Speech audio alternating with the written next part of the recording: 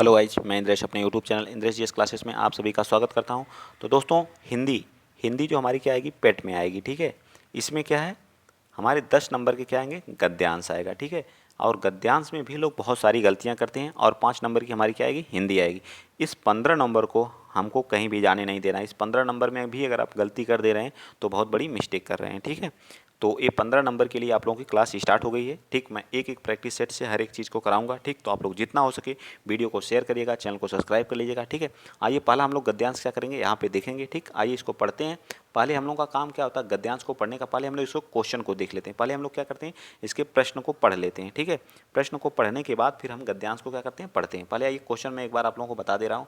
देखिए किस तरह के क्वेश्चन है इसमें। इनमें से कौन सा स्त्रीलिंग नहीं है, ये पूछा है। कुसुम शाम को घर गई, इस वाक्य में कौन सा काल है।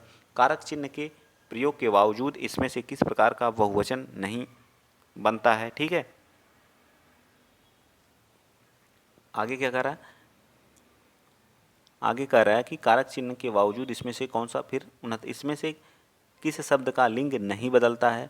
इनमें से कौन सा, फिर यहाँ से हमें 71 से गद्यांश पढ़ के क्या करना, उत्तर देना है। ठीक है, देखिए पहले इस गद्यांश को पढ़ना है। निर्देश प्रश्न संख्या 66 से 70 तक नीचे दिए गद्यांश को पढ़ करके प्रश्नों का क्या करना, उत्तर देना है। इसमें क्या लिखा है पढ़िए। क्या कह रहा है, कुसुम शाम को मंदिर में दर्शन करते हुए घर गई। वह देर तक गीत गाती रही। उसे समय का पता ही न था। आधी रात बीत गई। उसने क्या किया, सितार बजाई। ठीक, फिर भी उसका मन न लगा। उसने टहलना शुरू किया और रात किसी तरह कटी। सुबह उसकी आंखें नींद से बेझिल हो रही थीं। वह देर तक सोती रही। माँ ने आकर उसे क्या किया, जगाया और कलेवा कलेवा करने के लिए कहा। जैसे तैसे वह उठी, नहाई और क्या की, साइकिल से कॉलेज चली गई। ठीक, साइकिल से कॉलेज में उसकी सखी ने घी के पराठे खिलाए। कुसुम के संगीत प्रेम की कॉलेज में छात्र ही नहीं, परिवार में मामा, चाचा, नाना और भाई भी क्या करते थे, प्रशंसा करते थे। कुसुम के संगीत प्रेम में कॉलेज के छात्र ही नहीं, मतलब कुसुम क्या थी, संगीत प्रेमी थी। ठीक, आइए चलते हैं अब इसके क्वेश्चन इस पे जो बने हैं उसको देखते हैं। पहला क्वेश्चन क्या कर रहा है, पहला क्वेश्चन कर रहा है कि इनमें से कौन सा शब्द स्त्रीलिंग नहीं है, इसको बताना।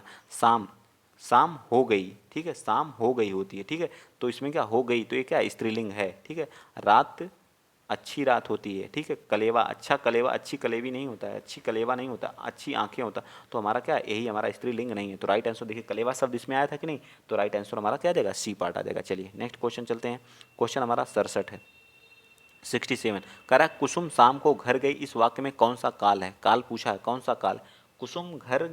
कुसुम शाम को घर गई, बताइए इसमें कौन सा काल है। तो सामान्य भूतकाल है। कौन सा, सामान्य हमारा क्या है, भूतकाल है। काल हमारे कितने प्रकार के होते हैं, 3 प्रकार के होते हैं। ठीक है, कौन कौन सा, एक होता है वर्तमान।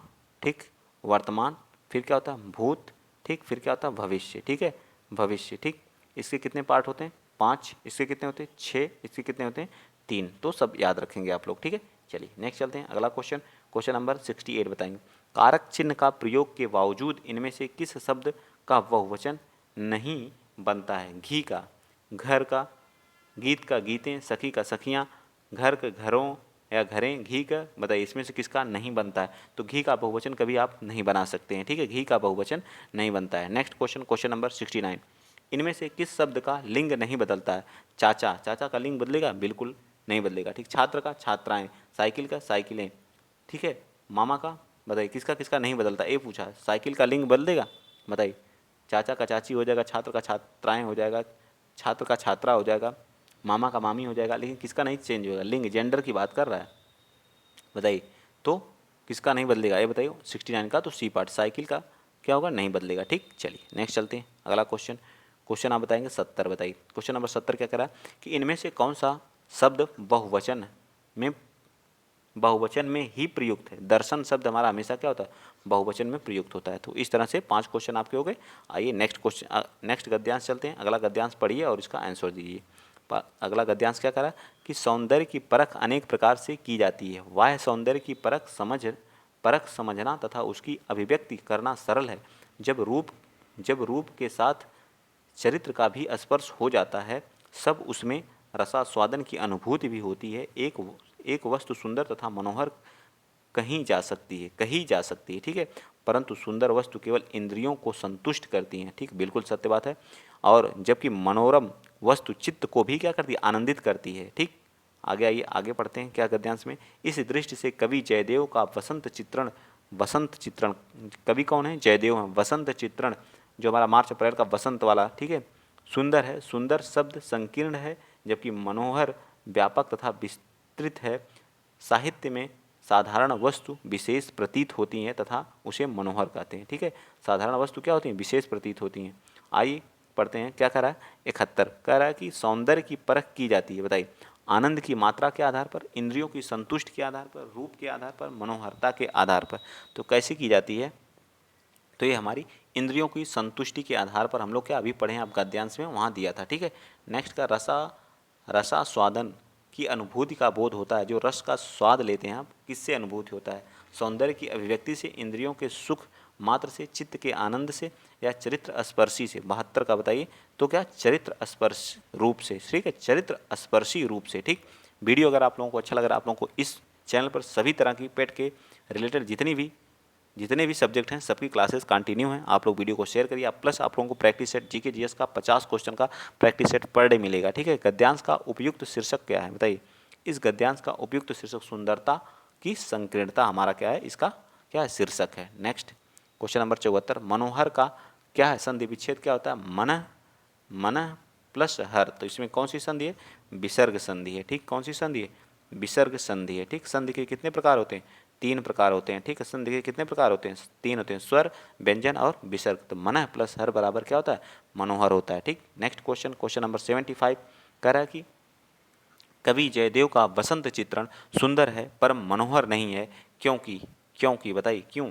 तो यह है जो है, यह चित्त को आनंदित नहीं करता है, इसलिए क्या है, कवि जयदेव का वसंत चित्रण सुंदर है पर मनोहर नहीं, ठीक। आगे आ जाइए, क्वेश्चन नंबर 76 से हमारा क्या है, अब हमारे 5 क्वेश्चन हिंदी के मोस्ट इंपॉर्टेंट हैं, जो टॉपिक आपके सिलेबस दिए हुए हैं, संधि हो गया, इन सभी से हमारे क्वेश्चन पूछे जाएंगे, ठीक है।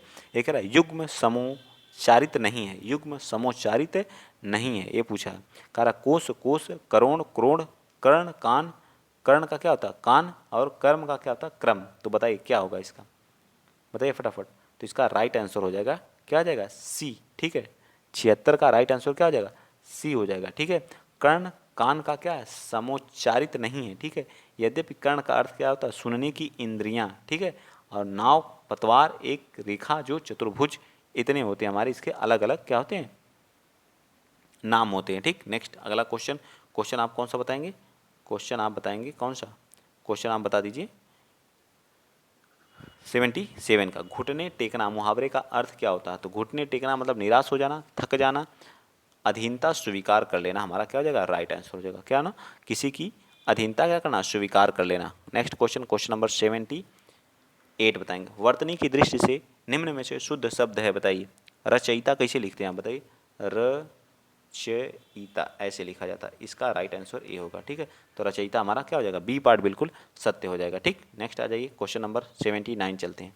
79 क्या करा कि वाक्य को पढ़ करके उस खंड का चयन करें जो व्याकरण अथवा शब्द ज्ञान के नियमों के अनुसार त्रुटिपूर्ण हो। यदि सभी खंड त्रुटि रहित हों तो कोई त्रुटि नहीं हो, उत्तर का रूप क्या करें, चयनित करें, ठीक है। आइए, किसमें त्रुटि है उसको हमको पढ़ के बताना है। दुनिया में मनुष्य की आवश्यकताओं के लिए तो बहुत कुछ है, परंतु उसके लोभ के लिए कदापि नहीं है, कोई त्रुटि नहीं है, बताइए क्या इसका राइट आंसर क्या आ जाएगा। तो इसका राइट आंसर क्या आ जाएगा, बी पार्ट हमारा क्या आ जाएगा, सॉरी बी पार्ट नहीं, इसका सी पार्ट होगा, ठीक है। इसका क्या आ जाएगा, सी पार्ट हमारा बिल्कुल सही हो जाएगा, ठीक। नेक्स्ट क्वेश्चन नंबर 80 आज का लास्ट क्वेश्चन है। हिंदी में जो है 15 हम लोग क्या करेंगे, 2 गद्यांश करेंगे और 5 हम लोग हिंदी से प्रैक्टिस सेट करेंगे, ठीक है, 5 क्वेश्चन की, ठीक। तो आपका 10 से 15 मिनट से ज़्यादा मैं इस लेक्चर में नहीं लेता हूँ, ठीक। तो आप लोग जरूर इस वीडियो को देखा करिए, जहाँ से आपके गद्यांश के जो 10 के 10 हैं वो 10 नंबर आप ले सकें, ठीक। लेखक और उसकी रचना का कौन सा जोड़ा गलत है। स्कंदगुप्त क्या है, लक्ष्मी नारायण मिश्र का। संस्कृत के 4 अध्याय क्या है, रामधारी सिंह दिनकर के हैं। तो इसका राइट आंसर क्या आ जाएगा, यही होगा, स्कंदगुप्त जो लक्ष्मी नारायण मिश्र की नहीं है, ठीक है। किसकी है, लक्ष्मी स्कंदगुप्त जो हमारी जयशंकर द्वारा रचित है, जयशंकर प्रसाद की। किसकी है, ये हमारी किसकी है, जयशंकर प्रसाद जी की, ठीक है, जयशंकर प्रसाद जी की, याद रखिएगा। तो अगर वीडियो आप लोगों को अच्छा लगा तो प्लीज़ वीडियो को शेयर कर दीजिएगा, चैनल को सब्सक्राइब कर दीजिएगा। इसी तरह से अपना अपना प्यार और सपोर्ट जिस तरह से बनाए हुए इसी तरह से बनाए रखिएगा, ठीक है। और आप लोगों को जो प्रैक्टिस सेट आप लोग बोलेंगे वो प्रैक्टिस सेट आपको मैं प्रोवाइड करता रहूँगा। तो आज के लिए इतना ही। जय हिंद, जय भारत।